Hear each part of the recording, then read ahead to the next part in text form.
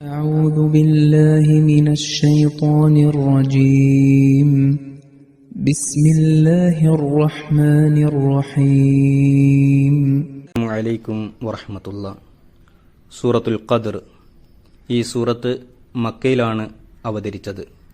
എന്നാൽ മുഫസ്സിരീങ്ങൾക്കിടയിൽ ഇക്കാര്യത്തിൽ ഭിന്നാഭിപ്രായമുണ്ട്. ചിലർ ഇത് മദീനയിലാണ് അവതരിച്ചത് എന്ന് വാദിക്കുന്നവരാണ്. എന്നാൽ ഹസ്രത്ത് അബ്ദുള്ള ബിൻ അബ്ബാസ് റളിയല്ലാഹു അൻഹു, ഹസ്രത്ത് അബ്ദുള്ള ബിൻ സുബൈർ റളിയല്ലാഹു അൻഹു, ഹസ്രത്ത് ആയിഷ സിദ്ദീഖ റളിയല്ലാഹു അൻഹ എന്നിവരുടെ അഭിപ്രായപ്രകാരം ഈ സൂറത്ത് മക്കയിൽ തന്നെയാണ് അവതരിച്ചത്. ഈ സൂറത്തിന് ഇതിനു മുമ്പുള്ള സൂറത്തുമായിട്ടുള്ള ബന്ധം, അതിൽ പറഞ്ഞിരുന്നത് ഇഖ്റ ബിസ്മി റബ്ബിക്കല്ലദീ ഖലഖ് എന്നാണ്. അതായത് നീ നിന്റെ നാഥന്റെ നാമത്തിൽ വായിക്കുക എന്ന്.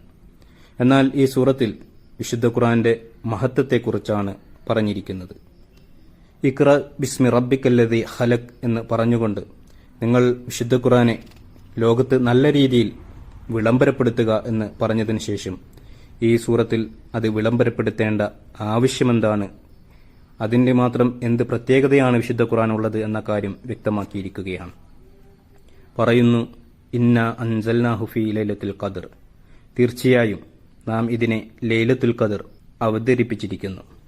അതായത് ഇതിൽ ലോകത്തിന്റെ തന്നെ ഉയർച്ചയും അധപ്പതനവുമായി ബന്ധപ്പെട്ട എല്ലാ കാര്യങ്ങളെക്കുറിച്ചും പ്രതിപാദിച്ചിരിക്കുന്നു.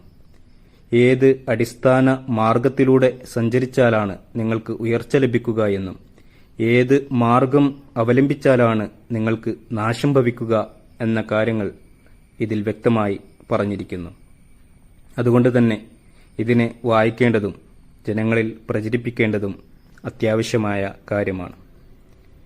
ഈ സൂറത്ത് ആരംഭിക്കുന്നത് ഇന്ന അൻസൽനാഹു ഫി ലൈലത്തുൽ ഖദർ എന്ന് പറഞ്ഞുകൊണ്ടാണ്. കഴിഞ്ഞ സൂറത്തിൽ പറഞ്ഞ വിഷയം തന്നെ തുടരുന്നതുകൊണ്ട് തന്നെ ഇന്ന അൻസൽനൽ ഖുർആന എന്ന് എടുത്തു പറയുന്നതിന് പകരം, അതായത് നാം ഖുർആനെ അവതരിപ്പിച്ചിരിക്കുന്നു എന്ന് പറയുന്നതിന് പകരം ഇന്ന അൻസൽനാഹു ഫി ലൈലത്തുൽ ഖദർ എന്നാണ് പറഞ്ഞത്. അതായത് നാം അതിനെ, അതായത് വിശുദ്ധ ഖുർആനെ നിർണയരാവിൽ അവതരിപ്പിച്ചിരിക്കുന്നു. ലൈൽ അല്ലെങ്കിൽ ലൈലത്തുൻ എന്നാൽ രാത്രി എന്നാണ് അർത്ഥം. വിശുദ്ധ ഖുർആനിൽ ഈ രണ്ട് രീതിയിലും വന്നിട്ടുണ്ട്. എന്നാൽ ലൈലത്തുൻ എന്ന പദം വിശുദ്ധ ഖുർആന്റെ അവതരണമോ അല്ലെങ്കിൽ അതുമായി ബന്ധമുള്ളവയെ ബന്ധപ്പെടുത്തിക്കൊണ്ടോ ആണ് വന്നിട്ടുള്ളത് എന്ന പ്രത്യേകതയുണ്ട്. വിശുദ്ധ ഖുർആനിൽ ചില പദങ്ങൾ നിഘണ്ടുവിൽ നൽകിയിരിക്കുന്ന അതേ അർത്ഥത്തിൽ വരുന്നതാണ് എങ്കിൽ മറ്റു ചില പദങ്ങൾ ആലങ്കാരിക അർത്ഥത്തിന്റെ അടിസ്ഥാനത്തിലായിരിക്കും ഉപയോഗിച്ചിരിക്കുന്നത്. ഇവിടെയും ലൈലത്തുൻ എന്നതിന് രാത്രി എന്നാണോ അതല്ല നീണ്ട ഇരുണ്ട യുഗങ്ങളെയാണോ ഉദ്ദേശിക്കുന്നത് എന്ന ചോദ്യം ഉയർന്നേക്കാം. എന്നാൽ മുൻ വ്യാഖ്യാതാക്കളും ലൈലത്തുൽ എന്നതിന് രാത്രി എന്ന അർത്ഥമാണ് നൽകിയിരിക്കുന്നത്. ലൈലത്തുൽ ഖദർ എന്നതിന്റെ അർത്ഥം പ്രത്യാശയുടെ രാത്രി, നിർണയ രാവ് എന്നാണ്. സൂറത്തുൽ ദുഖാനിൽ ഇന്ന അൻസൽനാഹു ഫീ ലൈലത്തിൻ മുബാറക എന്നും സൂറത്തുൽ ബഖറയിൽ ഷഹ്റു റമളാനല്ലദീ ഉൻസില ഫീഹിൽ ഖുർആൻ എന്നും വന്നിരിക്കുന്നു. അതായത് ലൈലത്തുൽ ഖദർ എന്നതുകൊണ്ട് അർത്ഥമാക്കുന്നത് റമളാനിലെ വിശുദ്ധ ഖുർആൻ അവതരിച്ച രാത്രിയാണ്. അത് അനുഗ്രഹീതവും നിർണായകവുമായ രാത്രിയാണ്. അതായത് സംഭവിക്കാനിരിക്കുന്ന തിന്മകളെക്കുറിച്ച് നിർണയപ്പെടുത്തിയ രാത്രി. വിശുദ്ധ ഖുർആൻ അവതരണത്തെക്കുറിച്ചും അഭിപ്രായ ഭിന്നതകളുണ്ട്. ചിലരുടെ അഭിപ്രായപ്രകാരം ഒരൊറ്റ രാത്രി കൊണ്ട് വിശുദ്ധ ഖുർആൻ അവതരിക്കുകയും ബൈത്തുൽ ഇസ്സത്ത് എന്ന സ്ഥാനത്ത് തങ്ങി നിൽക്കുകയും പിന്നീട് 23 വർഷം കൊണ്ട് സാവകാശം നബി സല്ലല്ലാഹു അലൈഹി വസല്ലമയിൽ അവതരിക്കുകയുമാണ് ചെയ്തത്.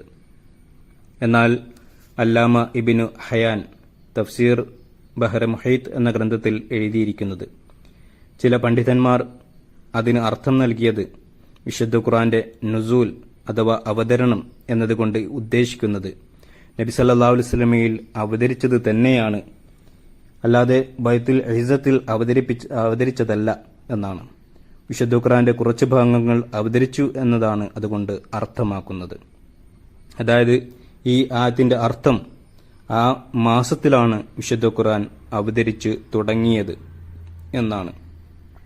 ഏത് രാത്രിയാണ് വിശുദ്ധ ഖുർആൻ അവതരിച്ചത് എന്നതിലും അഭിപ്രായ വ്യത്യാസങ്ങൾ ഉണ്ട്. ഒരു ഹദീസിൽ ഇപ്രകാരം റിവായത്ത് ചെയ്യപ്പെട്ടിരിക്കുന്നതായി കാണാം. നബി തിരുമേനി സല്ലല്ലാഹു അലൈഹി വസല്ലം പറഞ്ഞു, സുഹുഫെ ഇബ്രാഹിം, അതായത് ഇബ്രാഹിം അലൈഹി സ്വലാത്തു വസ്സലാമിന് നൽകപ്പെട്ട അധ്യാപനം റമദാനിലെ ആദ്യ രാത്രിയാണ് അവതരിച്ചത്. മൂസ അലൈഹി സ്വലാത്തു വസ്സലാമിന് നൽകപ്പെട്ട തൗറാത്ത് റമദാൻ 6 ശേഷം, അതായത് 7-ാം ദിവസവും, ഇഞ്ചീൽ റമദാൻ 13 ശേഷവും, അതായത് റമദാൻ 14 വിശുദ്ധ ഖുർആൻ റമദാൻ 24-ാം രാവിന് ശേഷവുമാണ് അള്ളാഹു അവതരിപ്പിച്ചത്. ചിലർ അതുകൊണ്ട് 13, 14 റമദാനാണ് അർത്ഥമാക്കുന്നത്. എന്റെ അഭിപ്രായ പ്രകാരം അത് 7, 14, 25 എന്നീ രാവുകൾ ആകാനാണ് സാധ്യതയുള്ളത്. കാരണം ഇത്ര രാവുകൾക്ക് ശേഷം എന്നാണ് പറഞ്ഞിരിക്കുന്നത്.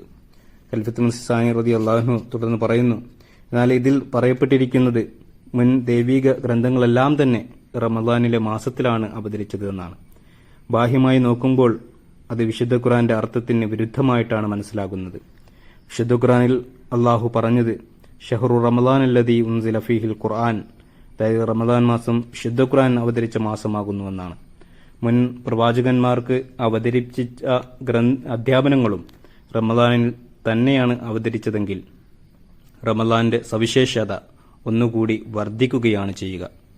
അങ്ങനെയെങ്കിൽ എല്ലാ ദൈവീക ഗ്രന്ഥങ്ങളും അവതരിച്ച മാസമാകുന്നു റമദാൻ എന്ന് വിശുദ്ധ ഖുർആനിൽ പരാമർശിക്കപ്പെടുമായിരുന്നു. എന്നാൽ അപ്രകാരം പരാമർശിക്കപ്പെട്ടിട്ടില്ല. മറിച്ച് വിശുദ്ധ ഖുർആൻ അവതരിച്ച മാസമാണ് എന്ന് മാത്രമാണ് പറഞ്ഞിരിക്കുന്നത്. മറ്റൊന്ന്, റമദാൻ ഖമരി മഹീന അഥവാ ചന്ദ്രമാസത്തിൽപ്പെട്ടതാണ്. എന്നാൽ അത് മാറിക്കൊണ്ടിരിക്കുന്നു. മാത്രമല്ല ഈ ചന്ദ്രമാസം യഹൂദികളിൽ നിലനിന്നിരുന്നില്ല. അതുകൊണ്ട് തന്നെ ഹസ്രത്ത് ഇബ്രാഹിം അലൈഹിസ്സലാം, മൂസ അലൈഹി സ്വലാത്തു വസ്സലാം, ഈസ അലൈഹി സ്വലാത്തു വസ്സലാമിന്റെ വെളിപാടുകൾ ഈ മാസത്തിന്റെ അടിസ്ഥാനത്തിൽ പറഞ്ഞാൽ അവർക്ക് മനസ്സിലാക്കാൻ പോലും സാധിക്കുമായിരുന്നില്ല. പിന്നെ റമദാൻ മാസത്തിലാണെന്ന് പറയുന്നതിൽ എന്ത് യുക്തിയാണുള്ളത്? എല്ലാ ദൈവീക ഗ്രന്ഥങ്ങളും റമദാൻ മാസത്തിലാണ് അവതരിച്ചത് എന്ന് പറയുമ്പോൾ ഉന്നയിക്കപ്പെടാവുന്ന ഇങ്ങനെയുള്ള ആക്ഷേപങ്ങൾ അക്കമിട്ട് പറഞ്ഞുകൊണ്ട് അത് ബാഹ്യമായ നിലയിൽ അതേപടി അംഗീകരിക്കുക യുക്തിക്ക് നിരക്കാത്ത കാര്യമാണെന്ന് ഖലീഫത്തുൽ മസീഹ് സാനി റളിയല്ലാഹു അൻഹു പറയുകയുണ്ടായി. വാഖിറു ദഅവാന അൽഹംദുലില്ലാഹി റബ്ബിൽ ആലമീൻ.